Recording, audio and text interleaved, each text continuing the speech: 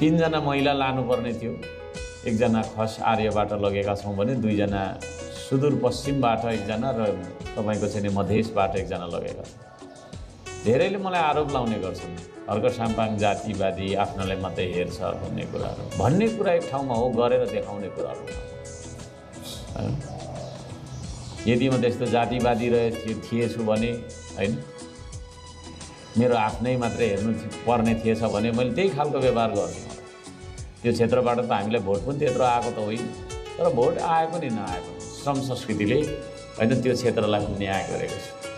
अहिले मिडियामा देख्न सकिन्छ, लाखौँ लाख भोट आएर पनि त्यो क्षेत्रमा एउटै पनि सांसद नदिएको पार्टीहरू छन्। हाम्रो चाहिँ नि 2-3 हजार मात्रै त्यो क्षेत्रबाट भोट आउँदाखेरि, त्यो प्रदेशबाट भोट आउँदाखेरि त्यहाँ हामीले एउटा सांसद दिएका छौँ। त्यस्तो मनको धनी हो श्रम संस्कृति है। हामी कसैलाई विभेद गर्दैनौँ, म कसैलाई विभेद गर्दिनँ। हामी प्रकृतिवादी मान्छे, प्रकृति पूजक मान्छे, प्रकृति जस्तै बन्नुपर्छ भन्ने हाम्रो मान्यता हो।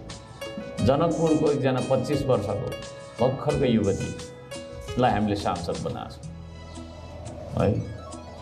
चिन्जान हाम्रो थिएन, बोलेको पनि थिएन, तर चिन्नै पर्छ भन्ने छैन, त्यो खालको व्यवहार हामीले गरेका छौँ। र अहिले मिडियामा पनि म थुप्रै देखिरहेको छु, श्रम संस्कृतिले कस्तो मजाले वितरण गरेको, पुरै देशलाई नै समेट्यो। जब 4 सिट आउँदा त देशलाई समेट्दो रहेछ यिनीहरूले भने हामीले थुप्रो 50 सिटभन्दा धेरै दिनु पर्थेछ भन्ने पछुतो पनि हेरेर छ।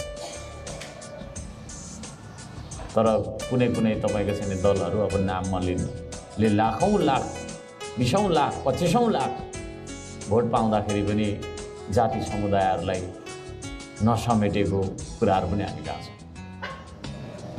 त्यसले गर्दाखेरि श्रम संस्कृति कस्तो रहेछ, अर्को साम्पाङ कस्तो रहेछ भन्ने कुराको तर्क गरिरहनु पर्दैन। तथ्य भने फ्याक्ट है। फ्याक्ट अलवेज विन्स आर्गुमेन्ट्स हैन। तथ्यले तर्कलाई जहिले पनि जित्छ।